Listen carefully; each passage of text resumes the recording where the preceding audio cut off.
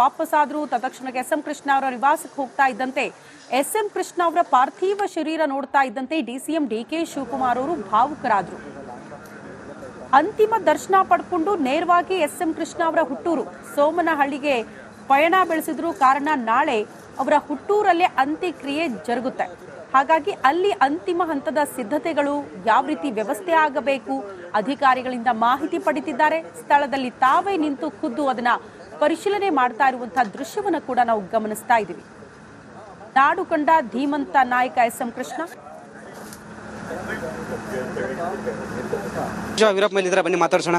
Sir, ಇವತ್ತು ನಮ್ಮ ಜೊತೆ ಇಲ್ಲ ಅಪರೂಪದ ರಾಜಕಾರಣಿ ಎಸ್ ಎಂ ಕೃಷ್ಣ ಅವರು. ನೀವು ಬಂದು ಅಂತಿಮ ದರ್ಶನ ಪಡೆದಿದ್ರಿ, ಏನ್ ಹೇಳ್ತೀರಿ ಬಿಡ? ಒಳ್ಳೆ ಆಡಳಿತಗಾರರು ಮತ್ತು ಸಜ್ಜನಿಕೆಯ ರಾಜಕಾರಣಿಗಳು. ಬಹುಶಃ ಅಂಥ ಒಂದು ಸಜ್ಜನಿಕೆ ರಾಜಕಾರಣಿಗಳಲ್ಲಿ ಇತ್ತೀಚಿನ ದಿವಸದಲ್ಲಿ ಭಾಳ ಅಪರೂಪ. ಸರ್, ಎಲ್ಲರಿಗೂ ಅಚ್ಚುಮೆಚ್ಚು ಮತ್ತು ITBT ತಂದವರು, ಬೆಂಗಳೂರಿಗೆ ಅಭಿವೃದ್ಧಿ ಮಾಡಿದವರು. ITBT ನಾನು ಮತ್ತು ಅವರು ಜೊತೆಯಲ್ಲಿ ಕೂಡಿಕೊಂಡು ಕರ್ನಾಟಕದಲ್ಲಿ ಬಹಳ ಪರಿಣಾಮಕಾರಿಯಾಗಿ ಯಶಸ್ವಿ ಮಾಡಿದ್ದೇವೆ. ಎಸ್ ಸರ್, ಇದಿಷ್ಟು ವೀರಪ್ಪ ಮೊಯ್ಲಿ ಅವರ ಮಾತಾಯಿತು. ಕ್ಯಾಮ್ರಾ ಪರ್ಸನ್ ಮಧು ಜೊತೆ ವೀರೇಶ್, ರಿಪಬ್ಲಿಕ್ ಕನ್ನಡ, ಬೆಂಗಳೂರು. ಮತ್ತಷ್ಟು ಡೀಟೇಲ್ಸ್ ಅನ್ನ ಪಡ್ಕೊಳ್ಳೋಣ. ಎಸ್ ಎಂ ಕೃಷ್ಣ ಅವರ ಹುಟ್ಟೂರು ಸೋಮನಹಳ್ಳಿಯಿಂದ ನಮ್ಮ ಪ್ರತಿನಿಧಿ ಆನಂದ್ ನೇರ ಸಂಪರ್ಕದಲ್ಲಿ ಜಾಯಿನ್ ಆಗ್ತಿದ್ದಾರೆ. ಆನಂದ್, ಡಿಸಿಎಂ ಡಿಕೆ ಶಿವಕುಮಾರ್ ಅವರ ಆಗಮನ, ಅಂತ್ಯಕ್ರಿಯೆ ನಡೆಯುವ ಸ್ಥಳದಲ್ಲಿ ಪರಿಶೀಲನೆ ಮಾಡ್ತಿದ್ದಾರೆ. ಏನಾಗ್ತಾ ಇದೆ ಮಾಹಿತಿ ಕೊಡ್ತಾ ಹೋಗೋದಾದ್ರೆ?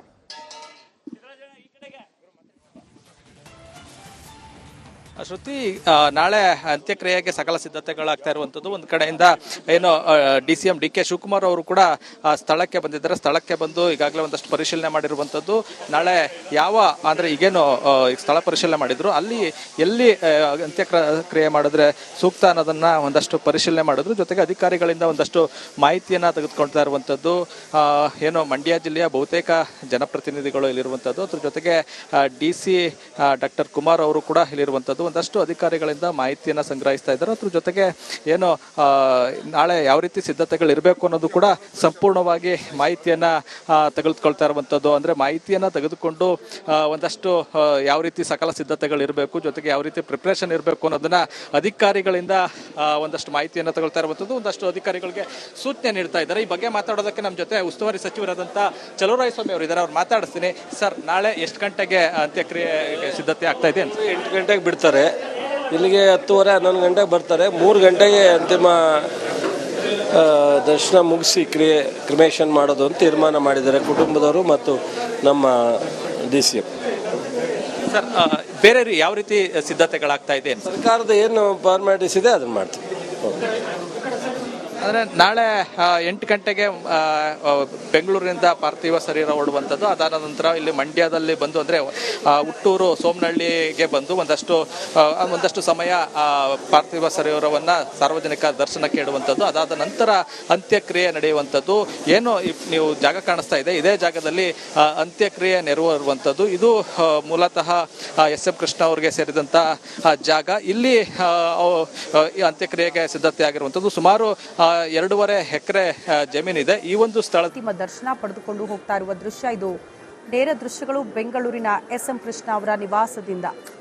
ಸಾಕಷ್ಟು ಜನ ಅವರ ಆಪ್ತರು, ಕುಟುಂಬಸ್ಥರು, ಗಣ್ಯರ ಆಗಮನ ಆಗಿದ್ದು ಅಂತಿಮ ದರ್ಶನ ಪಡೆದುಕೊಳ್ತಾ ಇರುವಂತಹ ದೃಶ್ಯವನ್ನು ಕೂಡ ನಾವು ಗಮನಿಸ್ತಾ ಇದ್ದೀವಿ.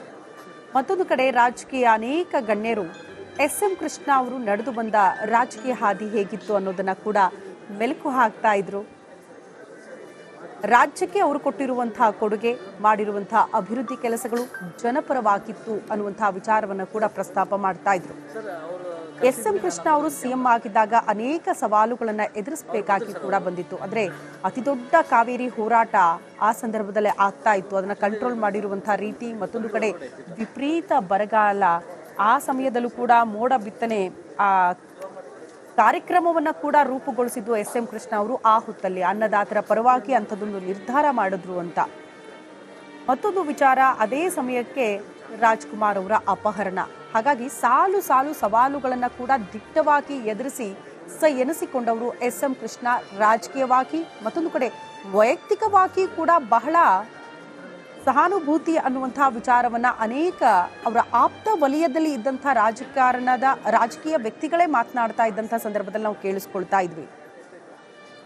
H. ವಿಶ್ವನಾಥ್ ಅವರು ಕೂಡ ಮಾತಾಡ್ತಾ ಇದ್ರು, ಸದಾನಂದ ಗೌಡರು ಮಾತಾಡ್ತಾ ಇದ್ರು. ಅಂದ್ರೆ ಪಕ್ಷಾತೀತವಾಗಿ ಕೂಡ ಪ್ರತಿಯೊಬ್ಬ ನಾಯಕರ ಮಾತಲ್ಲೂ ಕೂಡ ನಾವು ಕೇಳಿಸ್ಕೊಂಡ್ರೆ ಯಾವುದೇ ಜಾತಿ ಧರ್ಮ ಭೇದ ಭಾವವಿಲ್ಲದೆ ಪ್ರತಿಯೊಬ್ಬರನ್ನ ಕೂಡ ಬೆಂಬಲಿಸ್ತಾ ಇದ್ರು ಎಸ್.ಎಂ. ಕೃಷ್ಣ ಅವರು ಅಂತ.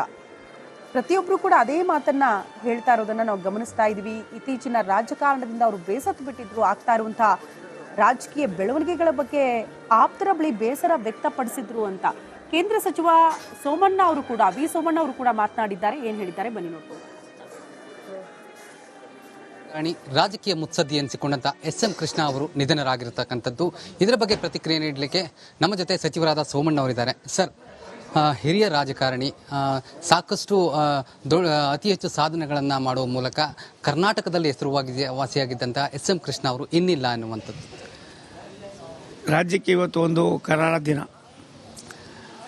ರಾಜಕಾರಣಿಯಾಗಿ ತನ್ನ ಕರ್ತವ್ಯವನ್ನು ಯಾವ ರೀತಿ ನಿರ್ವಹಣೆ ಮಾಡಬೇಕು, ರಾಜ್ಯದ ಚುಕ್ಕಾಣಿಯನ್ನು ಹಿಡಿದಾಗ ಯಾವ ರೀತಿ ನಡ್ಕೋಬೇಕು, ರಾಜ್ಯದ ಅಭಿವೃದ್ಧಿಗೆ ನಾವು ಯಾವ ರೀತಿ ಪೂರಕವಾದ ಸಂದೇಶಗಳನ್ನು ಕೊಡ್ಬೋದು ಅನ್ನೋದಕ್ಕೆ ಕೆಲವು ವ್ಯಕ್ತಿಗಳಲ್ಲಿ ಸನ್ಮಾನ್ಯ ಎಸ್.ಎಂ. ಕೃಷ್ಣ ಅವರು ಕೂಡ ಒಬ್ಬರು. ಅವರು ಇವತ್ತು ನಮ್ಮನ್ನು ಅಗಲಿದ್ದಾರೆ. ಅವರ ನೆನಪುಗಳು ಸದಾ ನಮ್ಮಲ್ಲಿರ್ತವೆ. ಅವರು ಕೊಟ್ಟಂಥ ಕೊಡುಗೆ ಅಪಾರವಾಗಿದೆ. ಆದ್ದರಿಂದ ಎಸ್.ಎಂ. ಕೃಷ್ಣ ಅವರು ಯಾವಾಗ ನಾವು ಹೇಳ್ತೀವಿ ದೊಡ್ಡ ವ್ಯಕ್ತಿಗಳನ್ನು ಅವರ ಕೊನೆಯ ಹಂತದಲ್ಲಿ ನೋಡಬೇಕು ಅಂತ, ಅಂಥವರಲ್ಲಿ ಎಸ್.ಎಂ. ಕೃಷ್ಣ ಅವರು ಕೂಡ ಒಬ್ಬರು. ಅವರು ಅಗಲಿದ್ದಾರೆ. ಅವರ ಆತ್ಮಕ್ಕೆ ಶಾಂತಿ ಕೋರೋಣ. ಸರ್, ಈಗ ರಾಜ್ಯದಲ್ಲದೆ ಕೇಂದ್ರದಲ್ಲೂ ಕೂಡ ಅವರು ಸಾಕಷ್ಟು ಕೆಲಸವನ್ನು ಮಾಡಿದರು. ನೀವು ಕೂಡ ಕೇಂದ್ರದಲ್ಲೇ ಇದ್ದೀರಿ. ಒಂದಷ್ಟು ಅವರ ಬಗ್ಗೆ ಮಾತನಾಡೋದು ನೋಡಿ. ಒಂದು, ರಾಜ್ಯದ ಶಾಸಕರಾಗಿ, ವಿಧಾನಸಭಾ ಅಧ್ಯಕ್ಷರಾಗಿ, ಉಪಮುಖ್ಯಮಂತ್ರಿಗಳಾಗಿ, ರಾಜ್ಯದ ಮುಖ್ಯಮಂತ್ರಿಗಳಾಗಿ, ಮಹಾರಾಷ್ಟ್ರದ ಗವರ್ನರ್ ಆಗಿ, ಇನ್ನೂ ಹಲವಾರು ಹುದ್ದೆಗಳನ್ನು ಅಲಂಕಾರ ಮಾಡಿದವರು. ಕೇಂದ್ರದ ಮಂತ್ರಿಗಳಾಗಿ, ವಿದೇಶಾಂಗ ವ್ಯವಹಾರಗಳ ಸಚಿವರಾಗಿ ಅವ್ರು ನಡ್ಕೊಂಡಂಥ ರೀತಿಯೂ ಕೂಡ ನಮ್ಮ ಕಣ್ಮುಂದೆ ಇದೆ ಅಂತ.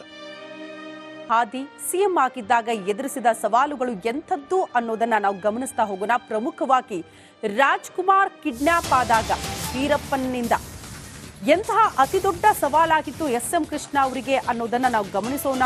ಅವತ್ತು ಎಸ್.ಎಂ. ಕೃಷ್ಣ ಅವರಿಗೆ 108 ದಿನ, ಸರಿಸುಮಾರು 108 ದಿನ ನಿದ್ದೆನೇ ಇಲ್ಲದೆ ರಾತ್ರಿ ಕಳೆದಿದ್ದಾರಂತೆ ಎಸ್.ಎಂ. ಕೃಷ್ಣ. ನರಹಂತಕನ ಜೊತೆ ಡೀಲ್ ಮಾಡಬೇಕಾದ ಸ್ಥಿತಿ ಬಂದೊದಗಿತ್ತು ಎಸ್.ಎಂ. ಕೃಷ್ಣ ಅವರಿಗೆ. ಡಾಕ್ಟರ್ ರಾಜ್ಕುಮಾರ್ ಸುರಕ್ಷತೆಯ ಭೀತಿ ಆವರಿಸಿತ್ತು. ಕೊನೆಗೂ ಗೆದ್ದಿದ್ದು ಎಸ್.ಎಂ. ಕೃಷ್ಣ ಅವರ ಗಾರುಡಿ. ಅತಿ ದೊಡ್ಡ ಸವಾಲು ಎಸ್.ಎಂ. ಕೃಷ್ಣ ಅವರಿಗೆ ರಾಜ್ಕುಮಾರ್ ಅವರನ್ನ ಸೇಫ್ ಆಗಿ ಕರ್ಕೊಂಡು ಬರೋದು. ಅದರಲ್ಲೂ ಕೂಡ ಎಸ್.ಎಂ. ಕೃಷ್ಣ ಅವರು ಗೆದ್ದಿದ್ದಾರೆ. ಆದ್ರೆ 108 ದಿನ ರಾಜ್ಕುಮಾರ್ ಅವರು ವೀರಪ್ಪನ ಕಪಿಮುಷ್ಟಿಯಲ್ಲಿ ಇದ್ದಂಥ 108 ದಿನ ಕೂಡ ನಿದ್ದೆ ಇಲ್ಲದೆ ಒದ್ದಾಡಿದ್ದಾರಂತೆ ಎಸ್.ಎಂ. ಕೃಷ್ಣ.